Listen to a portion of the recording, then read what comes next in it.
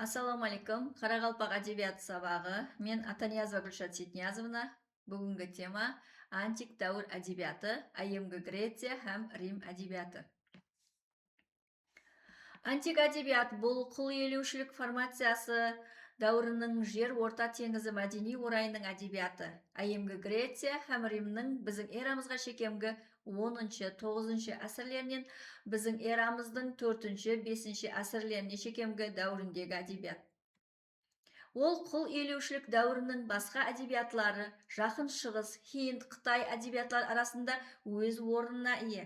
Бірақ антик мәдениеттің жаңа Европа мәдениеті менен тарихи байланысты тәмінлеп бергені ұшында ол осы дүркін әдебиетлар ішінде ажыралып тұрады. Антик әдебиеттің сағасы айымғы Греция әдебиеті есептелінеді. Айне осы әдебиет дүние әдебиетінің рауажлануына тікелей тәсірін жасады. Осы дәуірге грек ойшылы Аристотель өзіне шекем һәм сол дәуірдегі көркем әдебиетті һәр тарифлеме түсіндіріп, оларды түр һәм жанрларға бөліп үйретті. Айымғы Греция һәм Рим әдебиетінде лирика, эпика, драма қалыптасты. Трагедия жанры айрықша рауажланды. Поэзияда қосық жазудың техникалық тарифлерінің бірі болған өлшем түпкілікті өзгеріске ие болды. Айымғы грек һәм латын тілдерінде метрикалық өлшем үшін фонетикалық база жүзеге келді. Бұл дегеніміз қос қатарларында буынлар емес, ал сеслердің созылыңқы ямаса қысқа болып келуі осы өлшемнің текарын құрады. Дегенменен арадан бірнеше әсірлер өтіп, бұл фонетикалық база жоғалды, һәм осы әдебиетлардың поэзиясы да метрикалық өлшемнен және силлабикалық өлшемге өтті. Илиада һәм Одиссея эпослары айымғы грек әдебиетінің дәслепкі жазба естеліктерінен саналады. Олардың авторы антик дәуірдің ярым легендарлық сөзі зергері Гомер есептелінеді. Бұл шығармалардың жүзеге келуінде неше әсірлер давамында рауажланып келген көп жанрлылыққа ие һәм дүнияның басқа да халықтары фольклор менен жазба әдебиетіне тәсір тигізген грек фольклорының орны айрықша.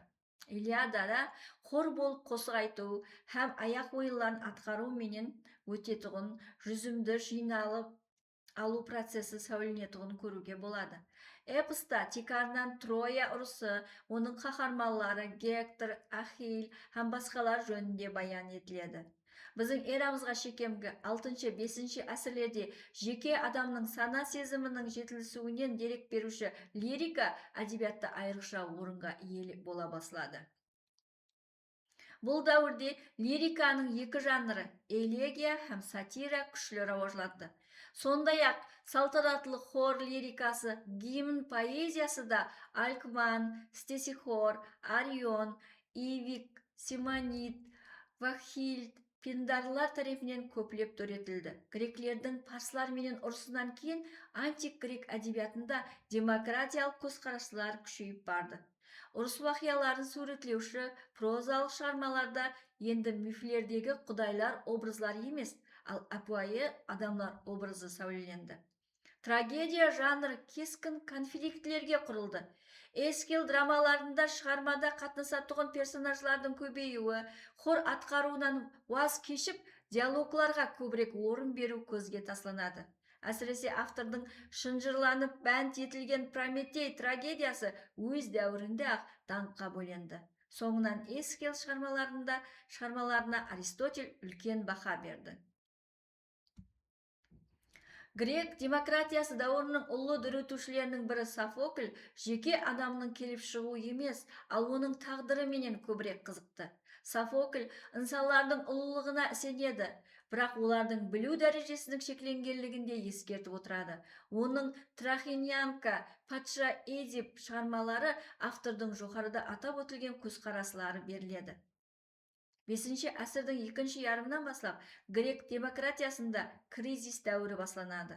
Осы дәуірдің сөз ұстасы Еврипидтің Медея, Ипполит, Геракль, Троянка трагедияларында адамлардың өздерінің дүниясынан тысқары күшлерге сенімі, оларға байланып қалғанлығы суретленеді. Сондай-ақ бұл дәуірде комедия жанры да рауажланды.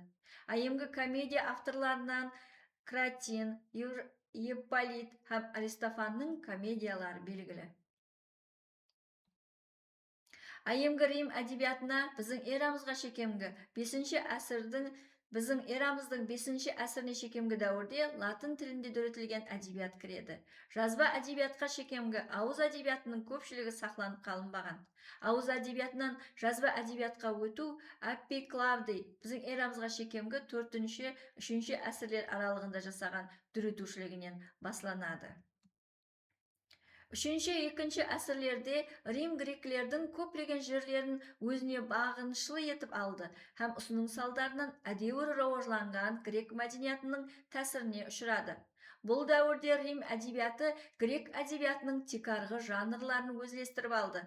Рим эпосының текарын салушылар сыпатында Неви, Пунич ұрысы хақында қосық һәм Энни, Анналар тілге алынады.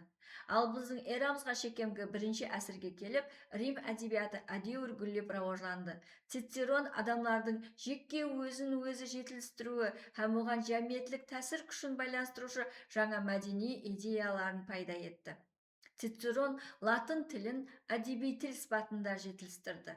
Катуланың лирикасы, Лукрецияның поэмалары арқылы Рим әдебиеті және де рауажланды. Біздің эрамызға шекемгі 1 әсірдің 2 ярымынан баслап, император Август жәмиетлік пікірді шөлкемлестіруге айрықша әтібар қаратады, һәм оның өзінің хакімиятын бекемлеуге жәрдемі тиеді деп есаплайды. Осының нәтижесінде ұлы сөздергерлері өсіп жетілседі. Виргилияның эпикалық шығармалары Георгика, дидактикалық поэмасы, Энеида, қаһармалық поэмасы, Горацийдің лирикалық шығармалары осы дәуір әдебиетінің алтын ғазинесінен орын алады. Біздің эрамыздың 1-3 әсірлеріне келіп, Рим әдебиеті грек әдебиеті менен теңдей, оннан ғарезсіз рауажлана баслады. Бұл дәуірде Рим әдебиетінің географиялық шеңбері кеңейді. Лукан, Сенека, Петроний, Федра, Марсиал, Ювенал сияқты сөздергерлер өсіп жетілісті. Әрқилы әдеби стильдер қалыптасты. Осылайынша антик грек һәм Рим әдебиетлары кейін ала орта әсір Европа классик әдебиетіне текар салуымен бірге дүния әдебиетінің рауажлануында айрықша орын иелейді.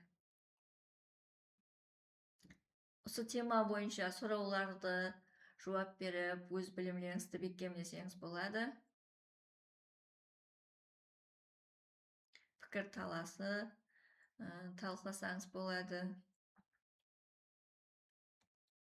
Сонымен бүгінгі антик дәуір әдебиеті, айымғы Греция һәм Рим әдебиетлары бойынша темамыз жұмақланды. Диққатларыңыз үшін рахмет.